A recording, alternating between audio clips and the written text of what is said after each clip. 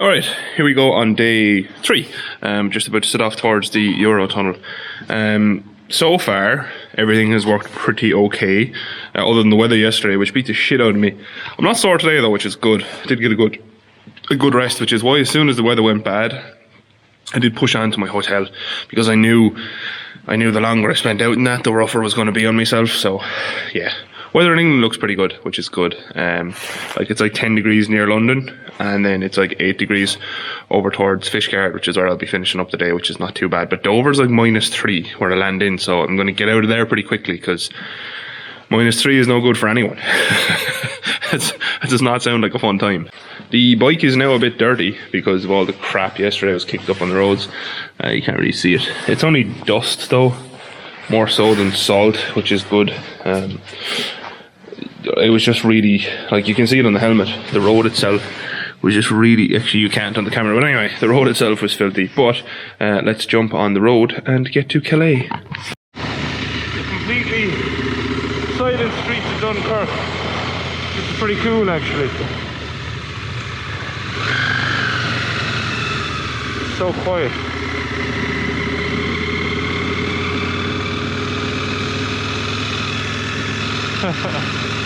Dunkirk is a beautiful place, by the way. I would recommend visiting. Beautiful place. Oh, you know we're gonna have to.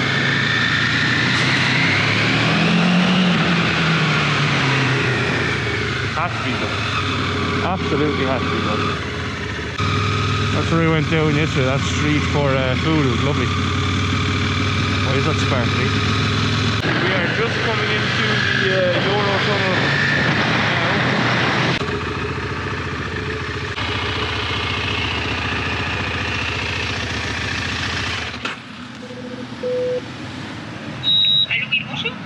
Hi, I put in my reference number and then it said press I for assistance. Okay, just 1 minute, I have a look, okay? Okay, thank you. Okay, you have you have a car? I have a motorbike. You have a motorbike? Yeah. Okay, this is your name? Yeah.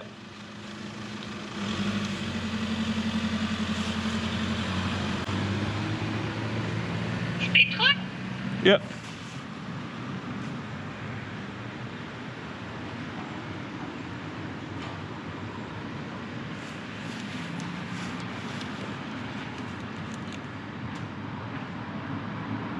Okay, this is your ticket. Thank you. Bye-bye. Hello. Yeah, it's in my pocket. Ah, yeah. It's okay, you control documents, it's good. Huh? Your documents is good? Yeah. Yeah. You can go. This one? Yeah. Thank you. Thank you. Oh yeah. Oh, thank you. There's it.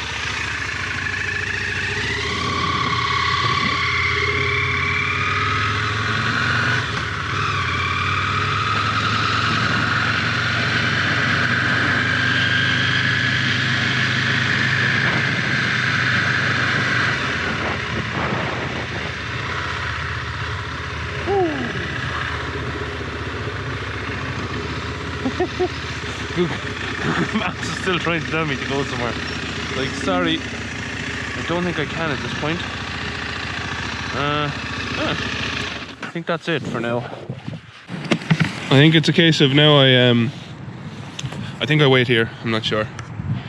Actually pretty straightforward, in fairness, even with all the new rules and regulations. Props to all the border people, very nice, very friendly. That's the way that it should be done, because most of us are not criminals, so it's nice to be treated as a human. Some copperoonies could learn a thing or two about that, but no, all in all a really easy process so far. So I recorded as much as I could, obviously respecting people's privacy, and you're not allowed to record passport control and stuff like that as far as I know, so I didn't try. But now what I'm going to do is try switch this bike over to miles. So press A until 5 seconds. 2, 3, 5. Okay, just flashing. B, miles. And then A, 1, 2, 3, 4, 5. And there you go, it's that easy. Miles, kilometers to miles. And I will say that's one good thing about digital dashes, that you can just do that, which is actually really, really handy. So yeah, now we're ready for the UK in miles, which is nice. Anyway, I will talk to you more when we're on the other side of the sea. I'm not sure what this one's called, but yeah, bike is still running absolutely beautifully. Very happy, and it's also warmer today and less windy, so everything is going swimmingly so far. I think I'm good as well. I think that's, I'm not sure if you have to do border control on the far side. I hope not, just because I'd like to just get moving when I get over there, but we'll see, we'll wait and see. Anyway, talk to you soon.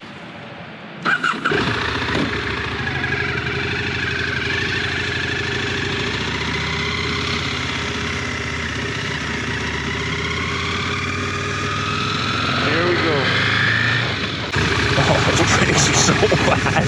There's like no pads left in them, so I'm gonna try really hard not to use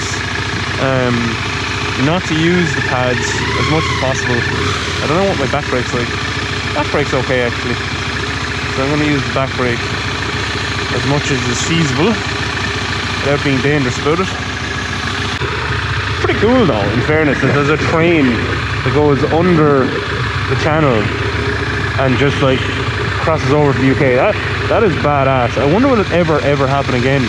I don't think so, because people don't really like investing in this stuff anymore, you know what I mean? It would be cool to see it done again though. Please don't crash into me, car who is behind me.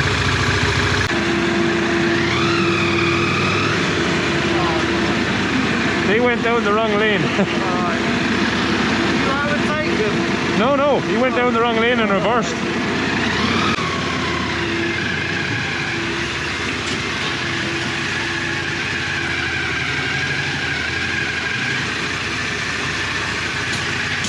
That's it. Okay. First gear side stand, steady your right. Yep.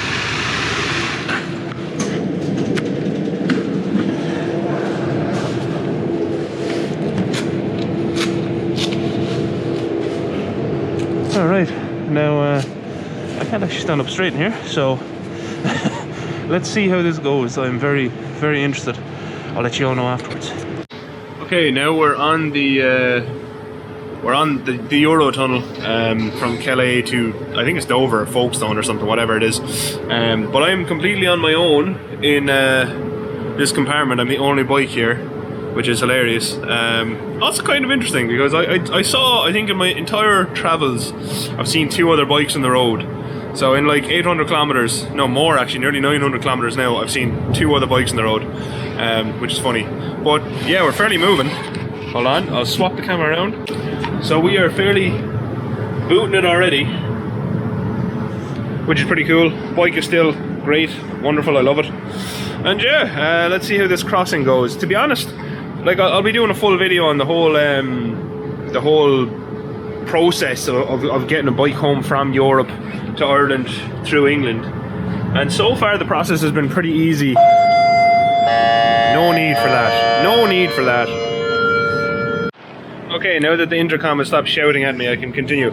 Yeah, the crossing so far has been really straightforward and easy, but I do have to say thanks to, again, the guys at Dipole, because it would have been definitely more complicated without all the registration documents that they sorted for me. This is really nerve-wracking, to be honest, the way the bike bounces around, so I am not leaving its side for this whole crossing, which we are now in darkness, because I assume we're in the tunnel now. A funny story actually, I told one guy I was getting the Eurotunnel, and he said, oh yeah, I rode my bike through there years ago, I spent most of the time in the back wheel, haha. It's like, no you didn't, because it's on a train, unless like he was just doing wheelies up and down here, which I very much doubt.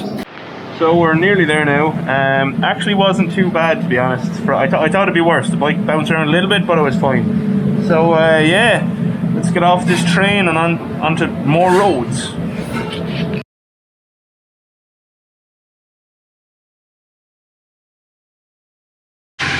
One thing is, make sure you don't ride in the centre here.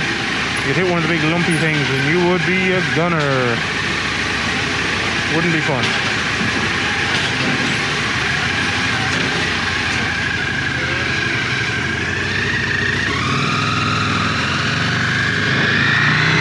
We're free. And what lovely weather. Unreal. I was not expecting it to be this nice. Come on, little Toyota. Come on. Oh, this bike sounds so good. They don't see me. Classic car driver. Oh, they're from Belgium. Actually, the Belgian roads were the worst. The car drivers were all on their phones, and the road services were terrible. Anyway. Okay, so we're literally, apparently, right beside P&H Motorcycles, which is where I'm meeting Hippodromes. Afterwards, I will set up all my cameras and stuff properly, so you'll be able to hear me. But there he is.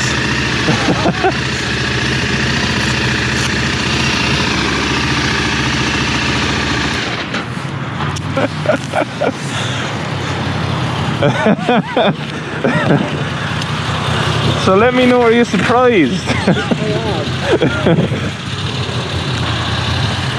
Hello, mate. Well, I literally just turned on the camera to do a little update. So there's Pete. What do you think? That's lovely, mate. Yeah. What are you expecting it? No, yeah, really not. I should probably be like a motovlog person now. Yeah. How are you? This looks great in real life. I'm good, although it's got an oil sensor thingy come up. Oh, really? Which is a bit strange. I mean, it's just a sensor. It's a common problem with them. It's this sensor here. Oh, it's just broken, is it? It's just spurious. Throwing a code. Yeah, having a tantrum. Well, have a look.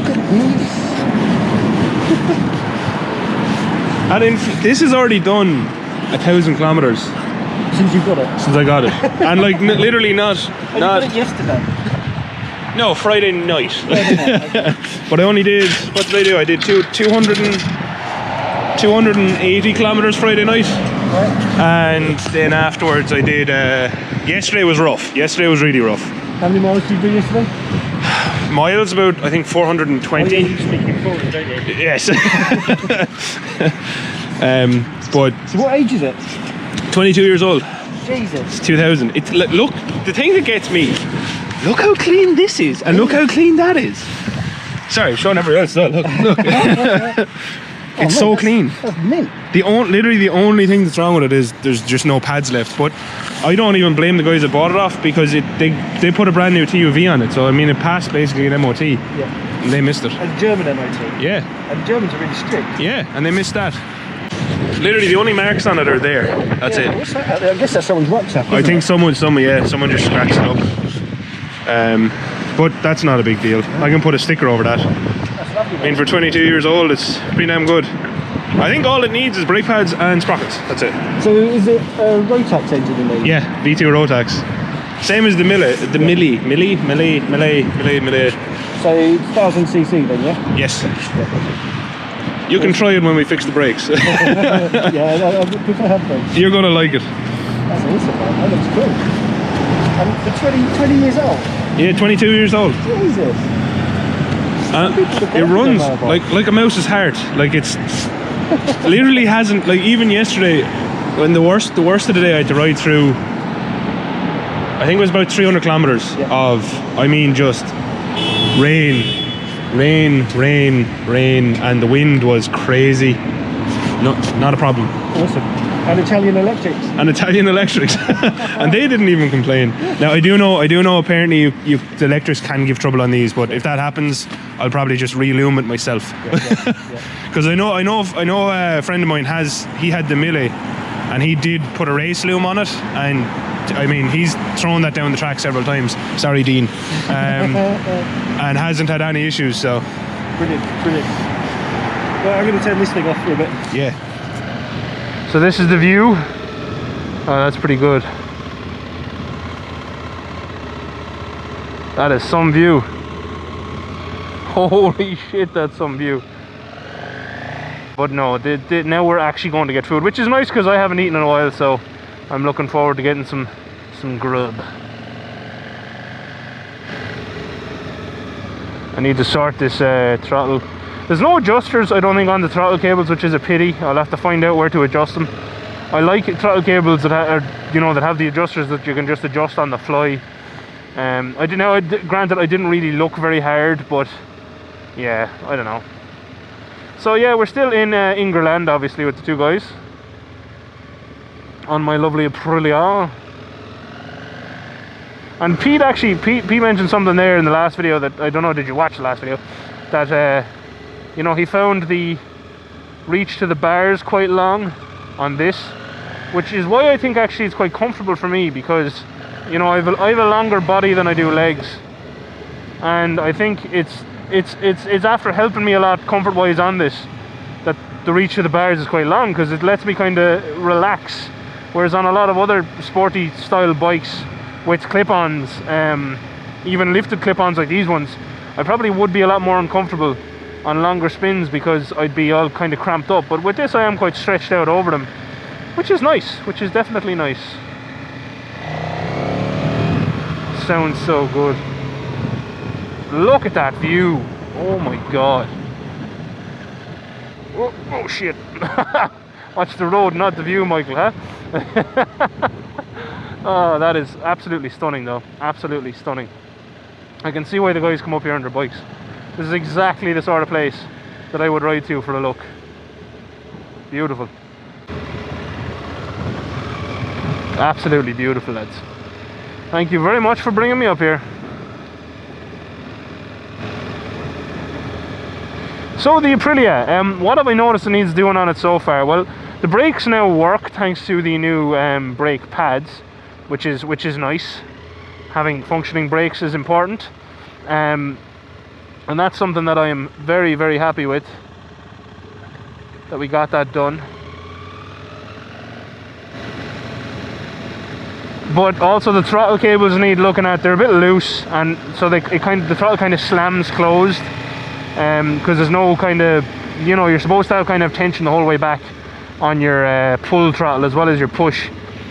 So they need to be looked at. The clutch I need to look at. I think the clutch is fine actually now, but I do need to look at it, like I said.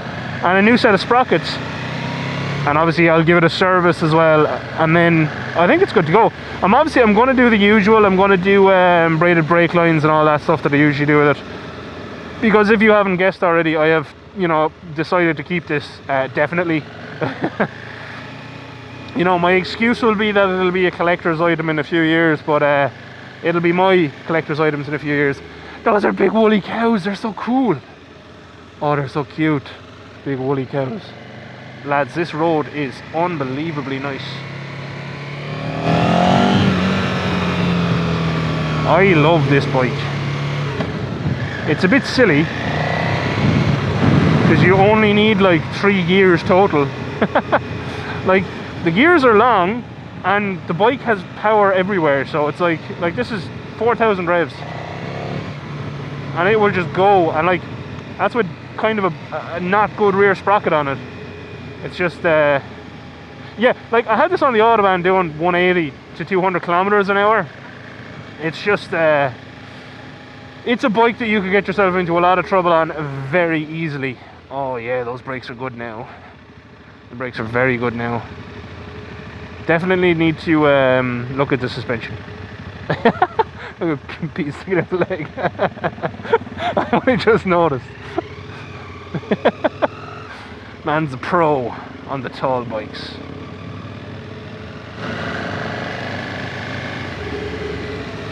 Hello. Nice bike. A Guzzi as well.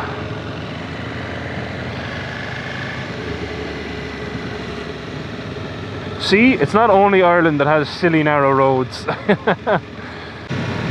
what I mean? Like, we're in second gear doing 33 miles an hour, and like, I mean, this thing would just pull all the way to eternity. Oh, we're here. Rikers. I have seen this in many, many videos from many people,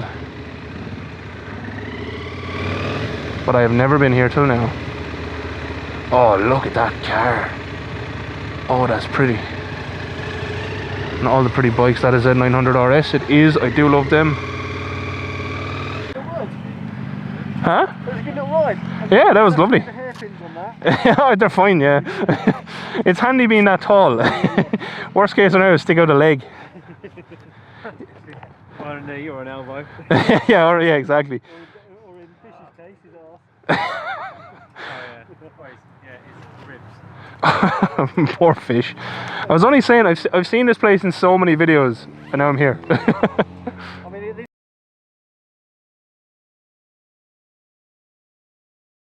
So a small update. I met up with Hippodrones. I've seen the videos. We got food and then my ferry got cancelled, so I had to change my plans. I was going to go for the 8 PM ferry, but it was just, I was going to die trying to get there, so I've changed it to the 2 AM ferry. But yeah, bike is still running like an absolute champion, so I'll update you more along the way.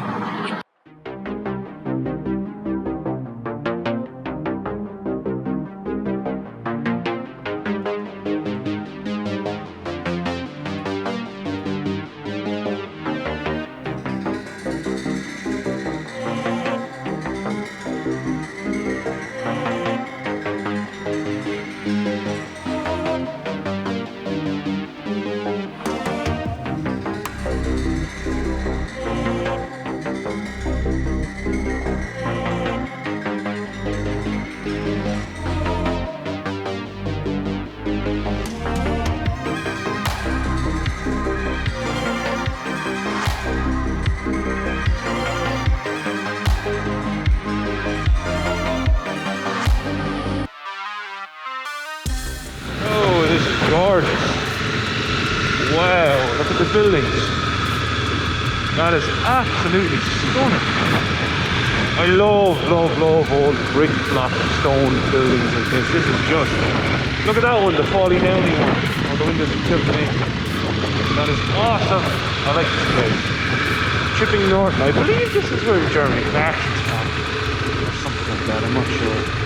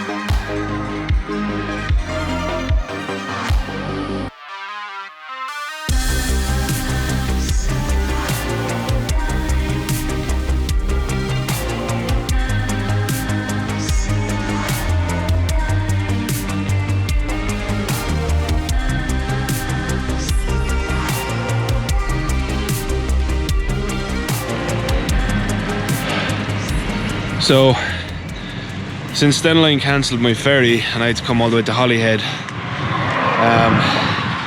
it was like an extra 100 miles at least. This is the hardest thing I've ever done in my life,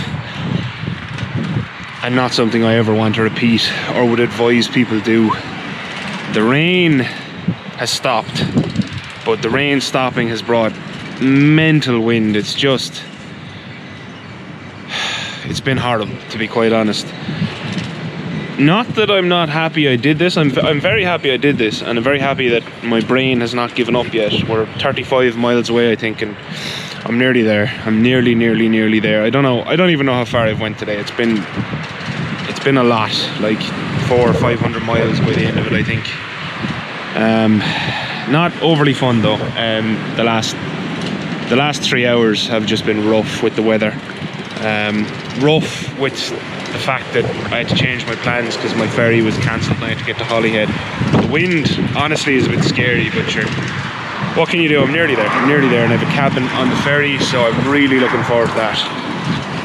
And this bike has just been fantastic. It has literally not missed a beat.